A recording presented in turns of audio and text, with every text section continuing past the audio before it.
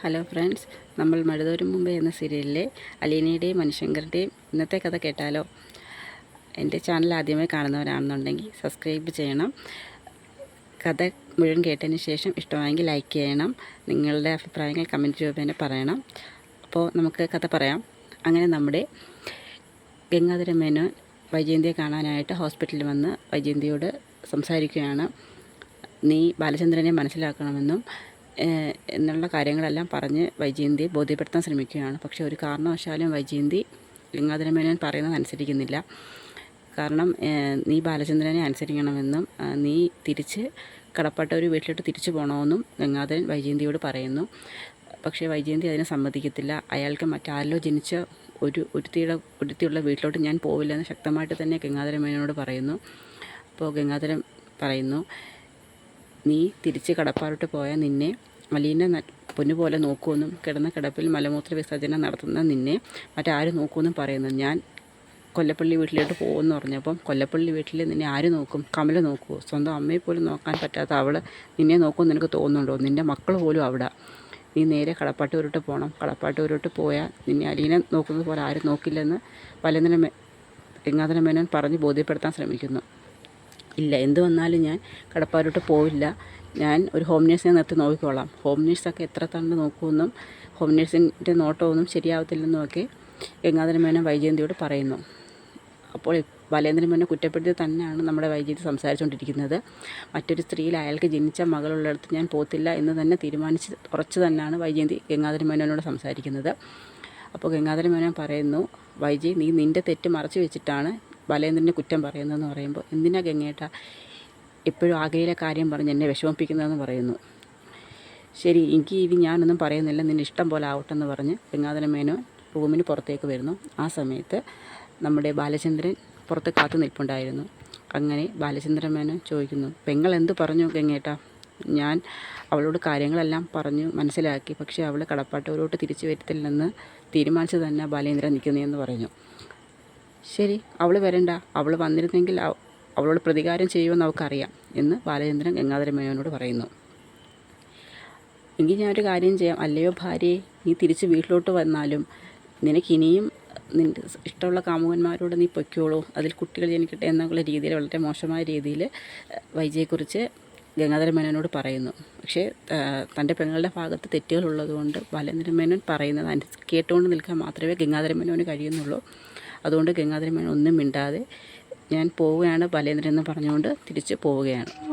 അതിനുശേഷം നമ്മുടെ കമല ആൻറ്റി കിച്ചണിൽ നല്ല പാചകത്തിലാണ്. അപ്പം ബബിത ഇരുന്ന് ഫോണിൽ കളിച്ചുകൊണ്ടിരിക്കുകയാണ്.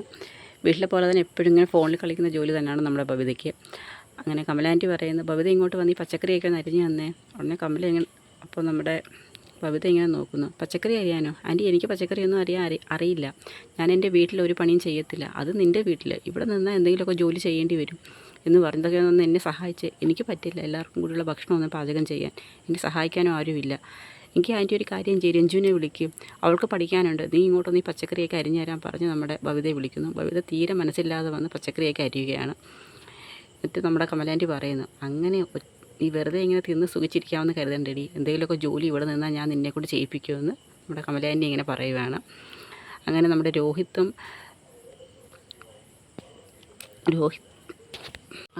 രോഹിത്തും ഹരിയും കൂടി പുറത്തുനിന്ന് സംസാരിക്കുകയാണ്. അലീനയുടെ കാര്യം തന്നെയാണ് അവർ സംസാരിച്ചുകൊണ്ടിരിക്കുന്നത്. എന്നാലും ഈ അങ്കിൾമാർക്കൊക്കെ എന്ത് പറ്റി കാണും?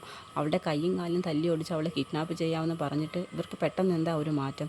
അവരച്ഛൻ്റെ എന്തെങ്കിലും ഭീഷണിയിൽ പേടിച്ച് കാണുമെന്ന് നമ്മുടെ രോഹിത് ഹരിയോട് പറയുന്നു. അതല്ലടാ, എന്തോ സംഭവിച്ചിട്ടുണ്ട്, എന്തോ കാര്യമായി സംഭവിക്കാതെ അവർക്ക് പെട്ടെന്ന് ഇങ്ങനൊരു മാറ്റം സംഭവിക്കത്തില്ലെന്നും നമ്മുടെ രോഹിത് പറയുന്നു. അപ്പം നമ്മുടെ രോഹിത് പറയുകയാണ്, അവളുള്ള വീട്ടിലോട്ട് ഞാൻ പോകത്തില്ല. കാരണം എനിക്ക് അവളെ കാണുന്ന പോലും ഭയങ്കര ദേഷ്യമാണ്. ഇല്ല, ഞാൻ ഒരിക്കലും അങ്ങോട്ട് പോകത്തില്ലെന്ന് നമ്മുടെ രോഹിത് ശക്തമായിട്ട് തന്നെ പറയുകയാണ്. നീ വിഷമിക്കണ്ടടാ, നമുക്ക് എന്തെങ്കിലും പരിഹാരം ഉണ്ടാക്കാം. അത് ശരി, എന്തായാലും ഈ വീട്ടിൽ നിന്ന് പോവേണ്ടി വന്നാലും ഞാൻ ഒരിക്കലും കടപ്പാട്ടൂരോട്ട് പോകത്തില്ല. അത് വേണ്ട, നീ ഇവിടുന്ന് പോകേണ്ട കാര്യമൊന്നുമില്ല. എന്തായാലും ആൻറ്റി ഡിസ്ചാർജായിട്ട് വരട്ടെ. ആൻറ്റി ഡിസ്ചാർജായി വന്നതിന് ശേഷം എന്തായാലും നേരെ കൊല്ലപ്പള്ളിയിലോട്ടായിരിക്കും വരുന്നത്. ആൻറ്റി കൊല്ലപ്പള്ളി വന്നതിന് ശേഷം നമുക്ക് എന്ത് ചെയ്യണമെന്ന് തീരുമാനിക്കാമെന്ന് നമ്മുടെ ഹരി രോഹിത്തിനോട് പറയുന്നു. നമ്മുടെ മനുവും അലീനയും കൂടി സംസാരിച്ചു നിൽക്കുകയാണ്. നിനക്ക് വിഷമമുണ്ടോ? എന്തിന്?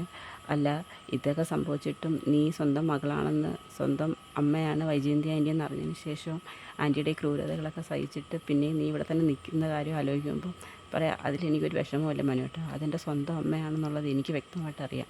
പക്ഷേ അമ്മ എന്നെ തിരിച്ചറിയണമെന്ന് ഞാൻ ഒരുപാട് ആഗ്രഹിച്ചു. പക്ഷേ അത് മാത്രം നടന്നില്ല. ആര് തിരിച്ചറിയരുതെന്ന് ആഗ്രഹിച്ചു അവരെല്ലാവരും എന്നെ തിരിച്ചറിഞ്ഞു. എനിക്ക് ആ ഒരു കാര്യത്തിലേ ഉള്ളൂ വിഷമം, അമ്മ എന്നെ മനസ്സിലാക്കാതെ പോയല്ലോ എന്ന്. അപ്പം ഇത് പറയുന്നെങ്കിലും ആൻറ്റി സത്യം മനസ്സിലാക്കി കഴിഞ്ഞാൽ ആൻറ്റി അതിനെ അതിജീവിക്കുമെന്ന് എനിക്ക് തോന്നുന്നില്ല. അത് ശരി, അമ്മ ആത്മഹത്യ ചെയ്യും. അതുകൊണ്ട് തന്നെയാണ് അച്ഛൻ പോലും ഒന്നും അറിയിക്കാത്തത്. അച്ഛൻ്റെ അവസ്ഥ ആലോചിക്കുമ്പോഴാണ് എനിക്ക് അതിൽ കൂടുതൽ സങ്കടവും വിഷമവും ഉണ്ട് മനുവേട്ടാന്ന് നമ്മുടെ അലീന മനുവിനോട് പറയുകയാണ്. അപ്പോഴത്തേക്ക് നമ്മുടെ കൃഷ്ണമോൾ അങ്ങോട്ട് വരുന്നുണ്ട്. സാരമില്ല ചേച്ചി, എല്ലാം ശരിയാവുമെന്ന് പറഞ്ഞ് അലീനെ ആശ്വസിപ്പിക്കുന്നു. അപ്പോൾ നമ്മുടെ കൃഷ്ണമോൾ അലീനയോട് പറയുകയാണ്, അമ്മ ഡിസ്ചാർജായി വന്നാലും നേരെ കൊല്ലപ്പള്ളിയിലോട്ടേ പോകത്തുള്ളൂ, കടപ്പാട്ടോട്ട് വരാൻ സാധ്യതയില്ലെന്ന് പറയുന്നു.